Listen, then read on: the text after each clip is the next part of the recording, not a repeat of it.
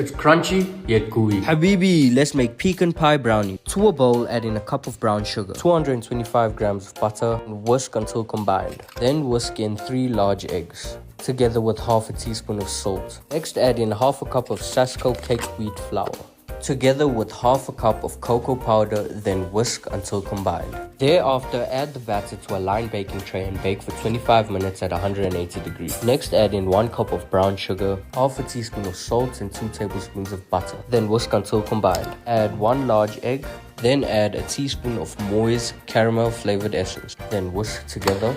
Next, chop up 100 grams of safari pecans raw, together with an additional 100 grams of whole pecan nuts. Finally, add the pecan nut mixture to the top of the brownies and bake for a further 20 minutes. Habibi, make sure to check out the website Bake It Better to find the most simple and easy to make recipes. Enjoy.